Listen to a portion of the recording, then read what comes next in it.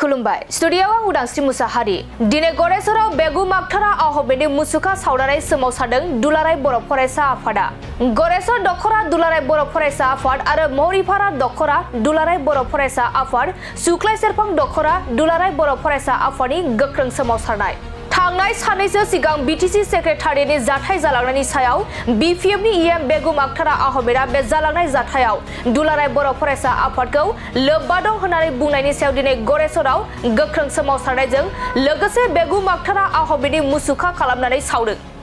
बेजों लोगोसे खौरां बिजोंनि सिगाङाव फोरमायबावदि जुदि बिपिएफ दोलोनि इएम बेगुम आखतारा आहमेदा निमाहा बिया अब्ला बिथांनि सायाव दुलाराय बर' फरायसा आफादा गोख्रों सोमावसारगोन होननानै बुंथियो।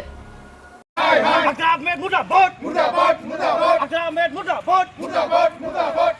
Ahmed Mudabot, Mudabot, Mudabot. Ahmed Hai, Hai, Hai, Hai, Hai. Ahmed Hai, Hai, Hai, Hai, Hai.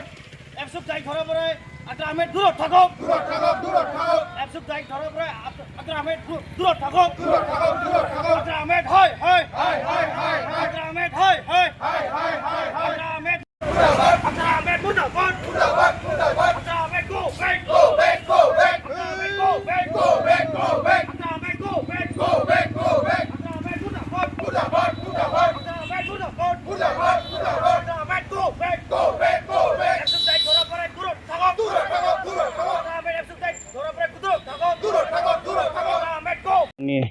दिनै नेशनेलनि गेजेरजों नोंथां बुहुमनाङै रायजो राजाफोरनो जों फोरमायनो सानो जे गरेसर दखरा एबसु आरो लोगोसे महरिपारा दखरा एबसु लोगोसे सुख्लाय सेरफां दखरा एबसु जों मोनथाम दखराया लोगो नांनानै दिनै बे गरेसर टाउननि लांगोनायाव बा लामायाव जों मानगोनां बिटिसिनि इएम आखतार आहमेद बिथाङा दाखालि बावै 29 तारिखै जा बड'लेण्ड इउनिभारसिटिनि फरायसा बिथांमोना जा प्रतिबाद खालामबाय बे खालामनायाव एबसुखौ थोंजोङै चरित्र दं होननानै बिथाङा फोरमायदों।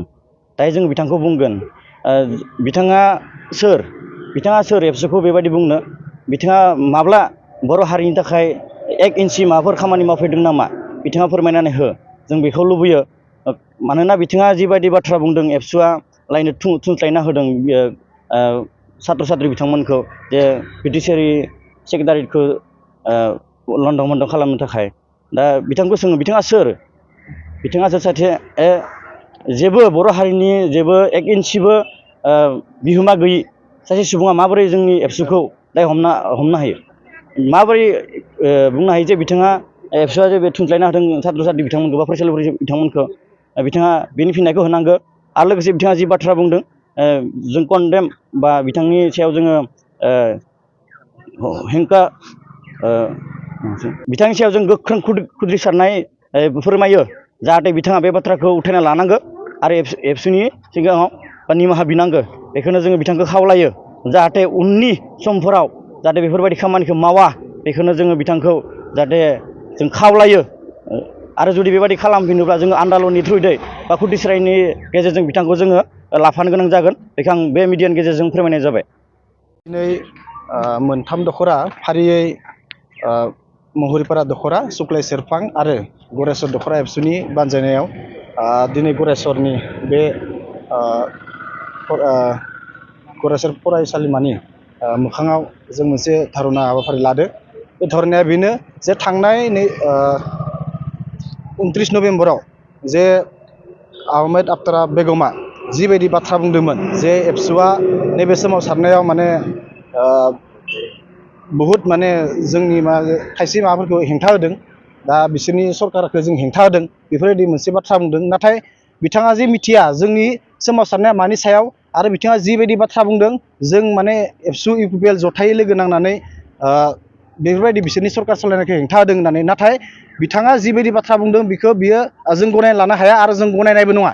ओंखायनो बिथाङा जि बाथ्रा बुंदों बेखौ गाव उथायना लाफिननांगौ लाफिनाब्ला जोङो जेसेबांसिम जों सोमावसारनांगौ सोमावसारबाय थागोन आरो बिथाङा जोंनि गेजेराव निमाहा बिनांगोन बिथाङा जे बिथाङा जि बाथ्राखौ बुंदोंमोन बे बाथ्राया नंखाय आरो बे बाथ्रानि सायाव मोजाङै जोंनो फोरमायनानै खोन्थानांगोन मानि दायाव मानि थाखाय मानि जाहोनाव जोंनि बिटिसिआव थानाय बर' रायजो राजाफोरखौ माबायदि बेरेखा खालामनो थाखाय बिथाङा बेबायदि बाथ्राखौ बुंदों बिनि सायाव बियो मोजाङै जोंनो एक्सप्लेन खालामना होनांगोन होमब्लासो जों गनायगोन आरो बिथाङा जोंनियाव गथियै बिथाङा बुंनाय खिनाखौ जोंनि गेजेराव निमाहा बिनांगोन आरो जोङो दुलाराय बर' फरायसा आफाद जेरै लोगो नांनानै मोनसे सोमावसारनाय बायदि जालांदों बे सोमावसारनाय एसटिखौ लानानै मोनद' हारिनि एसटि होयोब्ला जोंनि बर' रायजो राजाफोरनि मा खहा जागोन बा 14टा एसटि थाखानाय जाथिया मा खहा जागोन बिनि सायाव जोङो गोबां साननानै नायदों नायनानैथ' जों दिनै बेबायदि ओंखारनो गोनां जादों राजा लामा होबथानांगौबाबो होबथागोन जोङो रेल लामा होबथानांगौबाबो होबथागोन नाथाय जोङो